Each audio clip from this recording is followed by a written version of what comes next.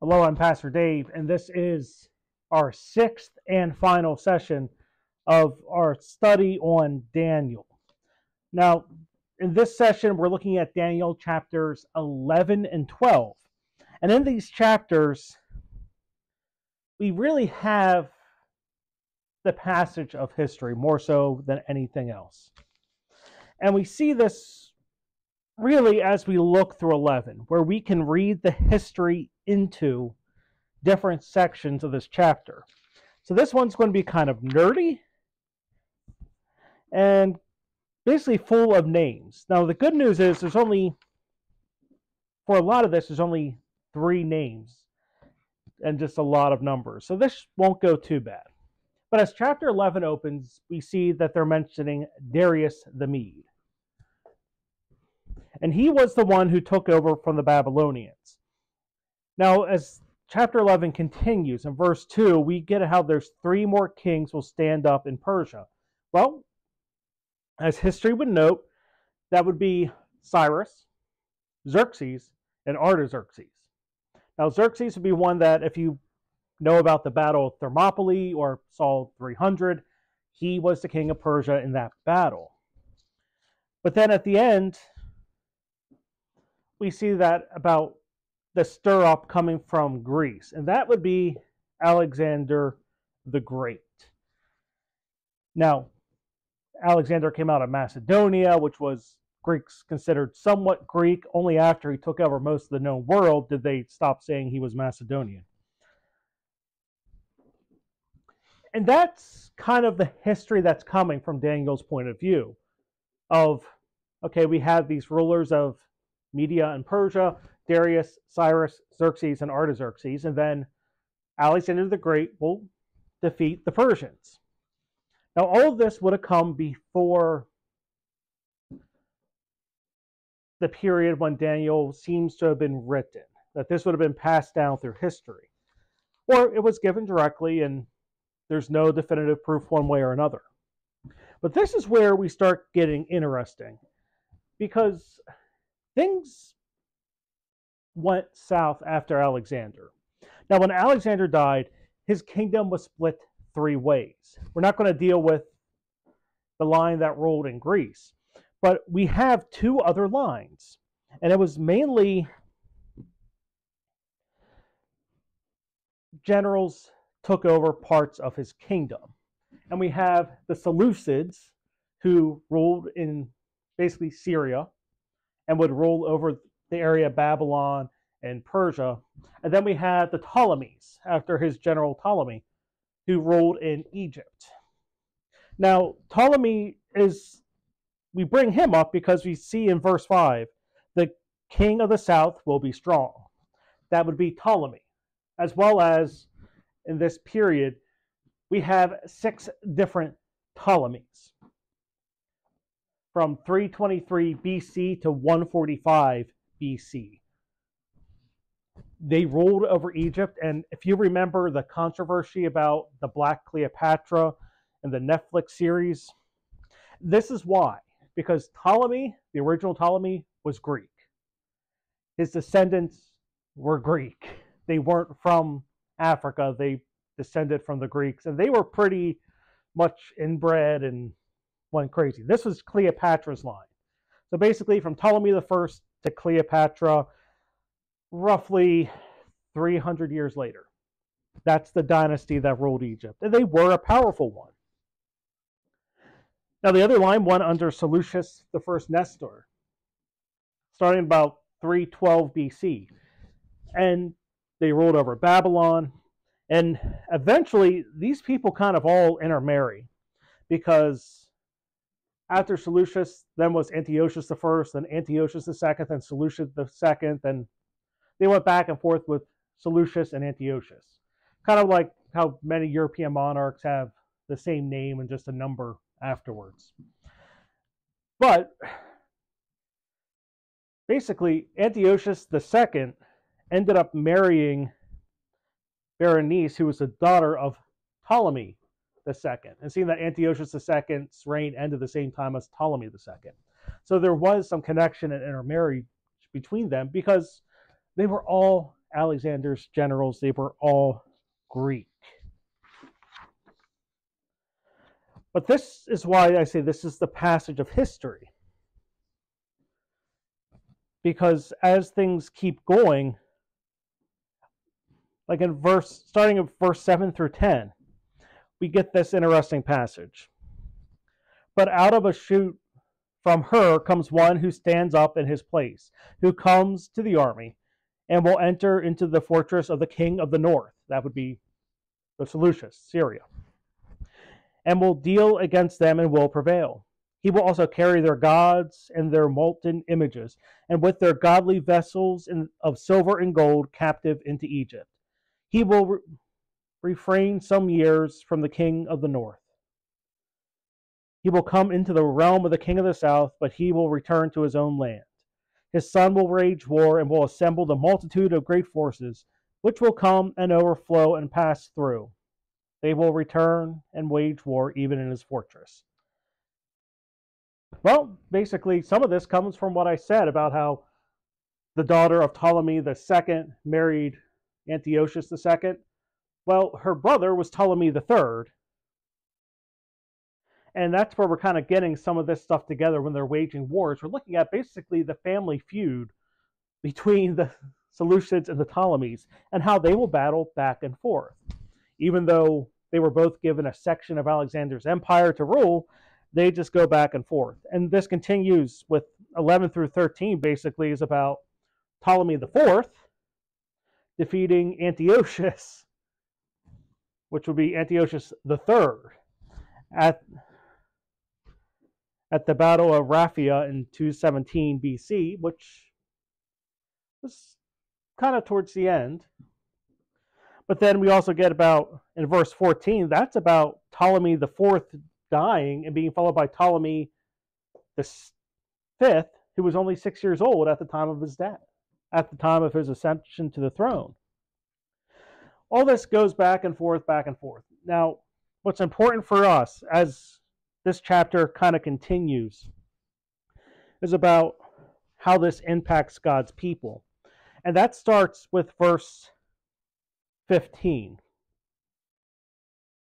where ultimately it's Antiochus II. No, I'm sorry, not the second. Antiochus III that takes Judah in 200 BC. So that's how all this comes to play for God's people. And it was Antiochus who went into Asia Minor, modern-day Turkey, and took some of the Greek islands before finally being defeated by the Romans in 151 BC. So now we're throwing in yet another empire into this, and that's the Romans, who, if we go back and think of the statue with the head of gold, chest of silver, then the bronze, and going down and down, this is it's the succession of empires being described. And that's really what we're dealing with in this entire chapter, is the succession of history, of what is to come.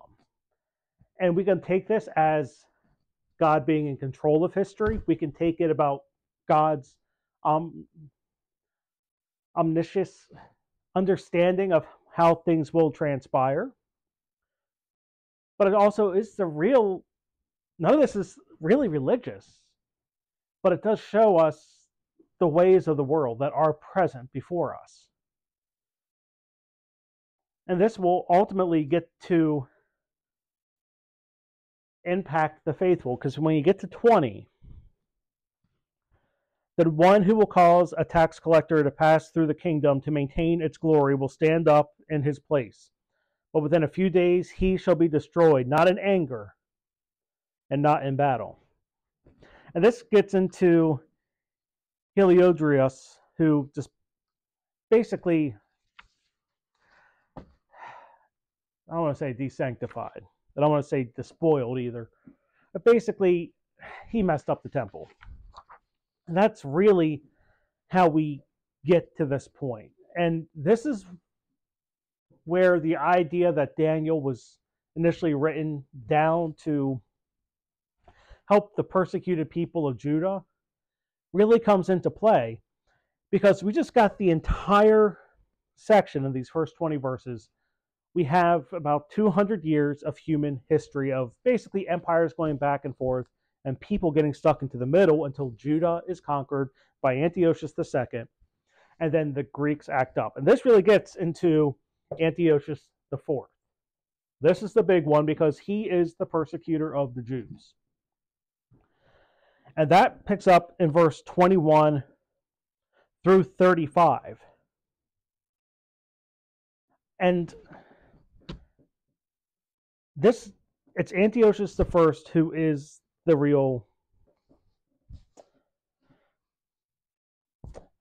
the villain in this. He's the one who disposed of Ananias III as the high priest. And truthfully, when we get to the name of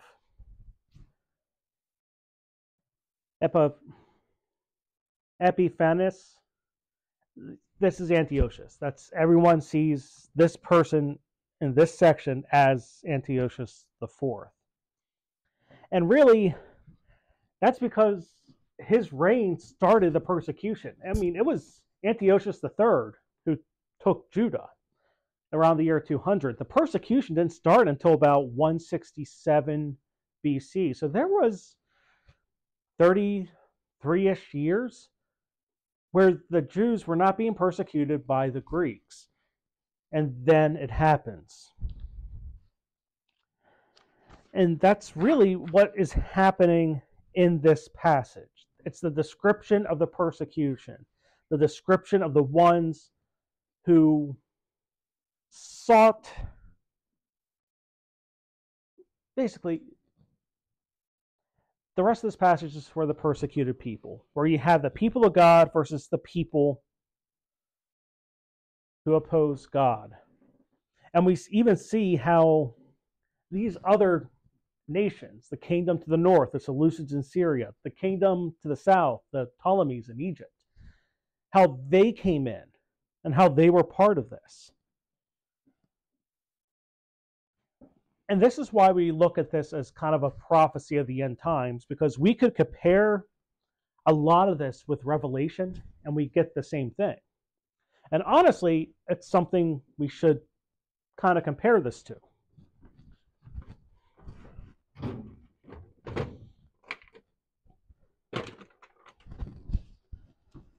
Because honestly, Antiochus is seen as the great persecutor of the Jews.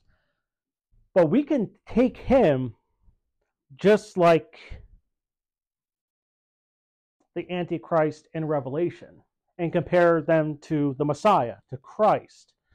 Now, as a matter of historic fact, Antiochus VI died in Persia, not in the south, but at the time it was written, who knows? But one thing we have to remember is these are the people that defeated and opposed the Persians. Sometimes you look at Cyrus as a messianic figure because he let the Jews leave exile and return home. And some passages in Isaiah that speak of the Messiah, sometimes we can see how they refer to Cyrus as they were awaiting him, as they were awaiting their deliverance from exile back to the promised land, as we await the coming of our Messiah to deliver us to God's kingdom. Well, we can have some fun with looking at Antiochus or the Antichrist, depending on which book of the Bible we want to look at, and compare it to Christ. And this is an important concept to remember. When we say Antichrist, we basically mean the one opposed to Christ, or also the one opposite of Christ. Think of it as in Lego. The top little bump stuff, those are called studs. The part they go into down below is called the anti-stud. It's basically the opposite part. So when we look at the Antichrist, we mean the opposite of Christ. And when we do Revelation this fall, we'll get into this more. But when we think of everything with Christ, we get to what Christ, the Antichrist is everything Christ is not. So when Christ is desired, the Antichrist is despised. As the Antichrist is deceitful, Christ is truthful. The Antichrist hates the Holy Covenant, Christ loves the covenant. As we saw with Antiochus The fourth desecrates the temple. There's the word I was looking for. Christ cleanses the temple. Antiochus and the Antichrist would abolish the sacrifice. Christ made the sacrifice for all. Antiochus and the Antichrist persecute and murders. Christ refines and purifies. This goes on and on. Antiochus exalts self. Christ is humble. Antiochus thought himself as God. Christ is God. Antiochus blasphemes God. Christ glorifies God. We can go on and on and on.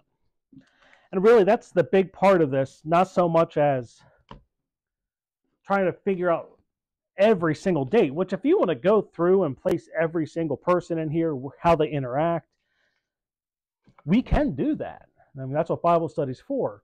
But the bigger picture in all of this is, yes, you have the succession of human history that does impact us. But also, when you get to the bad ruler, when you get to Antiochus, a persecutor, they exist, and they exist as the opposite of Christ, as the opposite of our God, which makes the concept of the Antichrist radically different. Because if you really want to go down a rabbit hole, if we look at Revelation, we think of one Antichrist, and people have come up with theories repeatedly of who the Antichrist could be. Well, looking at Daniel, looking how Antiochus is basically one par with the Antichrist as a great persecutor of the faithful, who says there's only one, who says they haven't existed throughout all of human history. Which begs a deeper question of, what should we be on the lookout for? Is it a person that has 3 names of 6 letters each? Or is it something deeper? Should we be on guard for those who exhibit the behaviors that are the opposite of Christ? There's no solid answer on that, so you can just stew on that for a little bit. But then we get to chapter 12, and the sermon we had on Sunday dealt a lot with chapter 12. So this isn't going to go too in depth. If you haven't seen the sermon, go look at the sermon. But this really does get to the end of time and the resurrection of the dead. And this is important because Daniel 12 is the only passage in the Old Testament regarding the resurrection of the dead. This, not talking about Ezekiel seeing the bones return to life and rise. This is the literal resurrection. And this shifts the tone from being something prophetic to the future that is to come. And this plays into heavily of the theory and thought and theology of what happens when we die. Really, if you look at most of the Old Testament, especially into the Psalms, you see Sheol, which really was the land of the dead. And it was very similar to the Greek concept of Hades, which for the Greeks was a physical place that you could actually go and visit. But basically, the righteous and the evil would all go to Sheol. It was just the place of the dead. There was no heaven, there was no hell. But we start looking here, we're seeing a change because now we're having the hope of resurrection of the righteous. And this is a big deal. This is the big shift. And also, if we want to pull into Revelation a bit, this is a prophecy that's sealed. And we see that later in Revelation with the 7 seals. And a lot of that has to deal with the idea to keep something intact or to authenticate it, you would give a seal or make a seal to it. But it also meant that this is something that should be passed not by word of mouth, but through literature, through it being written. And that's where part of this comes from. But also, one of the other things we need to pull into is also how, at this point in Jewish history, the understanding of angels has changed. We can go back to Genesis and the 3 visitors, and the question of, well, was it the Trinity or was it angels? A lot of, they're left unnamed. But really, we get it starting in Isaiah, which again was a book written during the time of the exile, but also here where we're getting an angel named, which again, in this case, it's the archangel Michael. And his role here is starting to be defined. Gabriel is a messenger. Michael is a fighter. And we see that with the great prince who stands up for the children of your people and will be in the time of trouble. By the time you get to Revelation 12, which was the Bible study passage to go along with the sermon, you have Michael leading the armies of God against the armies of evil. And that's a change. One of those other changes we have where suddenly we have angels that are named with defined purposes that we didn't have earlier.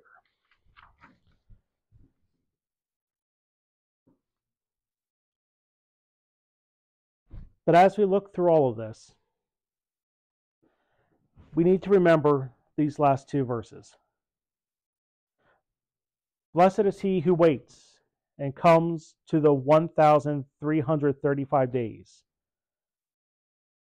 But go your way until the end, for you will rest, and you will stand in your inheritance at the end of the days. When we're looking at this, we're getting the reminder that this is what's still to come. We don't know exactly when, even with the mention of 1,335 days. Not all of this can be determined by our own schedule of when this is going to happen. We try as we might, we're never going to know. But we do know basically what's going to happen. We know that in the end, the evil will face their just rewards. They're going to get what's coming to them. And the faithful will be rewarded by God as our inheritance as God's adopted children through our faith in Christ. So basically, this book ends with a reminder, be patient. Whenever it comes, you will receive your inheritance. So that wraps up our time here in Daniel. Hopefully you gained something from this. And this has kind of been a test to see if this kind of Bible study actually works for us. I think it has. So we will try again this and do it again this fall with some tweaks to make it better. And since we've done Daniel, this does mean this fall we're going to play around with Revelation. So hopefully we demystify that book like we've done part of Daniel, and we continue to grow in faith. Until next time, I'm Pastor Dave. Have a good night.